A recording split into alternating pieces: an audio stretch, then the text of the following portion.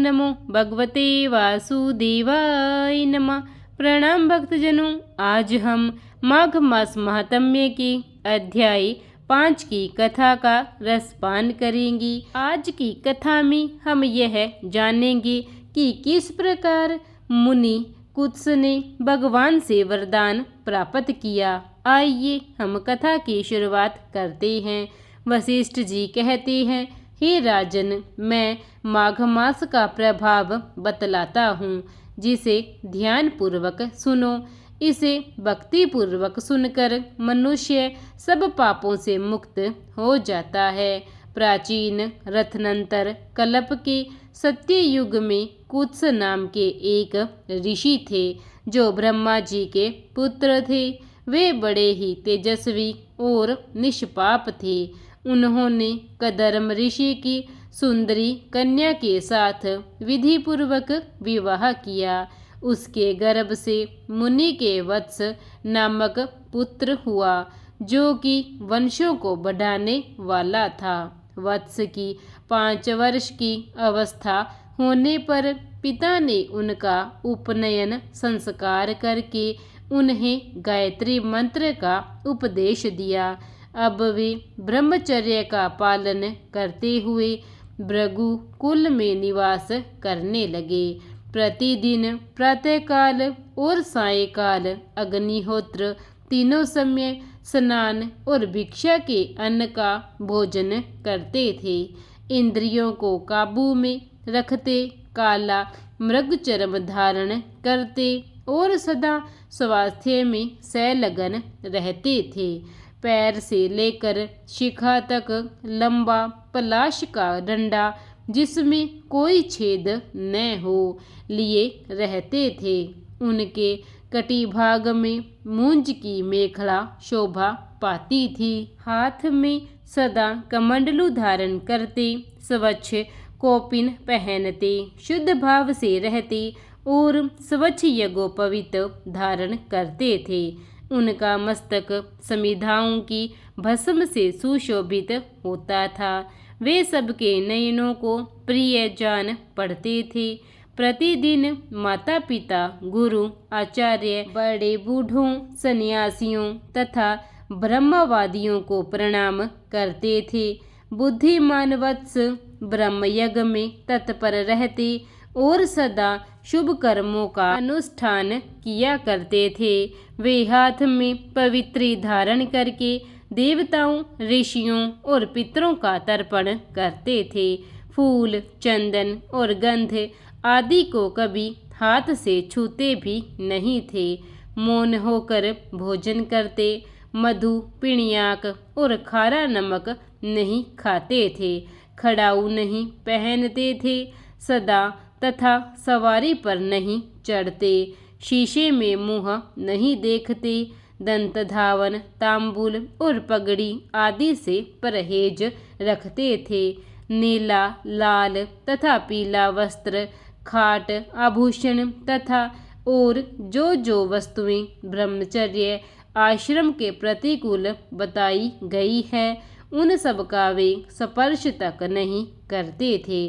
सदा शांत भाव से सदाचार में ही तत्पर रहते थे।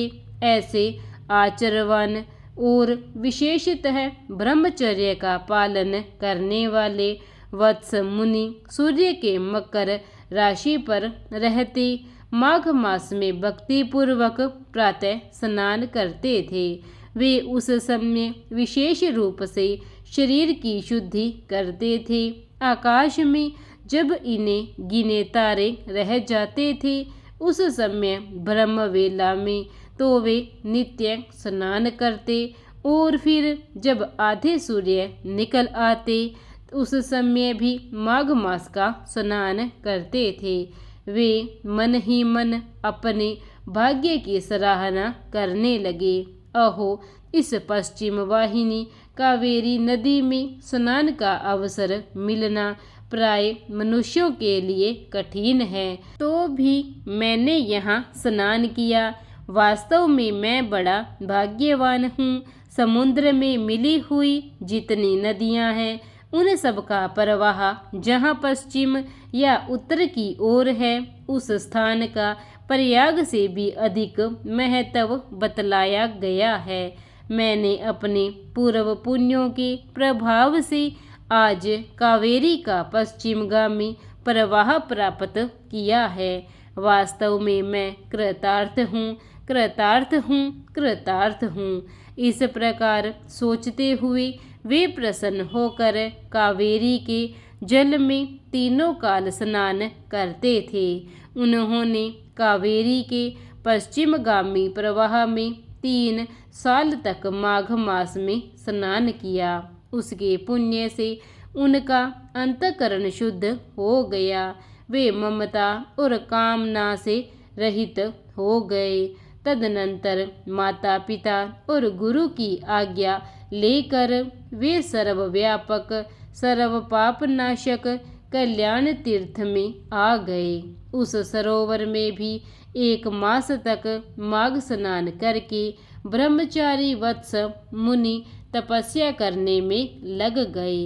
हे राजन, इस प्रकार उन्हें उत्तम तपस्या करते हुए देखकर भगवान विष्णु प्रसन्न होकर उनके आगे प्रत्यक्ष प्रकट हुए और बोले कि महाप्राज्ञ मृगशृंग, मैं तुम पर बहुत प्रसन्न हूँ। यूँ कहकर भगवान पुरुषोत्तम ने उनके ब्रह्मरंध्र मस्तक का स्पर्श किया। तब वत्स मुनि समाधि से विरत होकर जाग उठे और उन्होंने अपने सामने ही भगवान विष्णु को उपस्थित देखा। वे सहस्त्र सूर्यों के समान तेजस्वी कौस्तुभ मणि रूप आभूषण से अत्यंत आभासमान दिखाई देते थे। तब मुनि ने बड़े वेग से उठकर भगवान को प्रणाम किया और बड़े भाव से सुंदर स्तुति करने लगे। भगवान ऋषिकेश की स्तुति और नमस्कार करके वत्स मुनि अपने मस्तक पर हाथ जोड़े चुपचाप भगवान के सामने खड़े हो गए।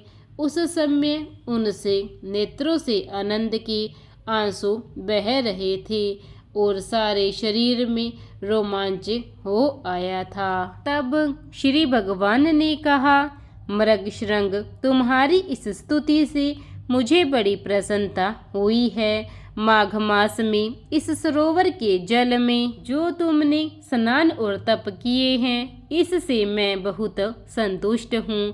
मुने, तुम निरंतर कष्ट सहते सहते थक गए हो।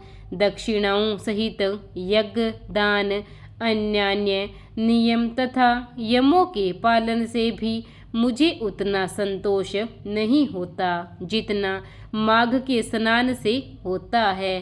पहले तुम मुझसे वर मांगो, फिर मैं तुम्हें मनोवांछित वस्तु प्रदान करूँगा।